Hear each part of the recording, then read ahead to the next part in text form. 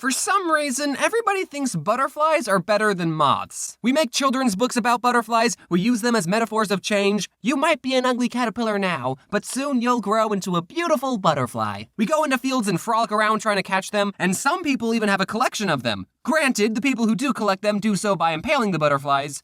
But whatever, it's still a compliment. How many other insects can say that they get this much affection? Maybe praying mantises. Where I come from, every time you see a praying mantis, you have to point it out like, whoa guys, look, a praying mantis! And then you just look at it. Anyway, back to the point. Moths, on the other hand, are like the white trash versions of butterflies. Even though moths and butterflies are practically the same creature, for some reason we give moths a bad rap. We laugh at them for flying into light bulbs. Butterflies would do that too if they want to sleep at night. Moths are so attracted to bright light that they'll follow it even if it kills them. You might think that this sort of behavior makes them stupid, but I like to think that this just shows how dedicated they can be. We also get mad at moths for eating our clothes, but if butterflies like the taste of our clothing, they wouldn't hesitate to chomp down on our laundry. Actually, butterflies probably think that they're too good for your clothing. They only eat the fine things in life, like flowers. You hear that? Butterflies think they're too good for your t-shirts. In Arizona, we have your normal run-of-the-mill moths, you know, the type small gray. They look like a paper airplane made by someone who didn't know how to make a paper airplane. But we also have a moth called the white-lined sphinx moth. And these moths are like the Godzilla of the moth world. Which actually, I'm pretty sure there is a giant moth in the Godzilla world. Mothra. This again just shows how much we don't like moths. We turn them into city-destroying monsters. When will the hate end? I'm sure when they filmed Mothra's scenes in the Godzilla movie, they didn't even use any special effects. They just used the normal white line. We turn them into city-destroying monsters. When will the hate end? I'm sure when they filmed Mothra's scenes in the Godzilla movie, they didn't even use any special effects. They just used the normal white line sphinx moth. Those things could be like hummingbirds if they wanted. One night when I was 5 years old, one of these big boys was hanging around at our porch light because, you know, moths, they just love themselves some glowing balls of heat. And then when someone opened the door, the moth saw all the other light inside and just flew straight in. More light? This place is absolutely glittering! Its fate was sealed as soon as it crossed over the threshold. I don't know what the moth did once he was inside our house, but whatever it was, it sure tired him out. Because the next morning, my sister and I found him on the kitchen window sill just lying there, doing absolutely nothing. He was probably thinking about the outside world and being with his moth brethren, but he pretty much gave up trying to escape because me and my sister just scooped him up and put him into a jar, and he became our new pet. My sister decided to name him Harry. Now some moths are actually quite hairy, but this moth wasn't hairy at all. So that name didn't make any sense, but we were 5, so it didn't have to. Hey guys, don't get too attached to Harry. We poked holes in the lid with leaves and sticks in his jar, which might have been a good idea if it was still a caterpillar, but I don't think moths eat leaves.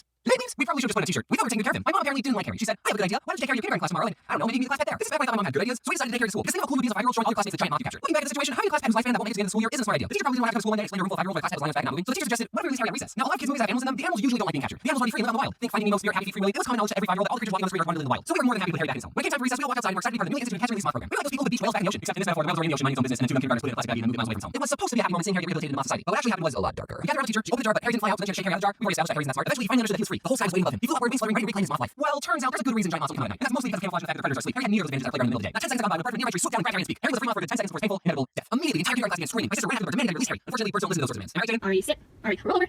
Are you stay? No. Speak. So then the teacher had to give us a talk about how nature is a lot scarier than it is in the movies. Basically, the circle of life involves a lot of death. On the bright side, we totally made that bird's day. You just say entry, probably shares an animal words, and then boom, free meal. I wonder what I'm gonna eat. Whack. Probably know that could be the bird's first time eating a moth. I'm sure that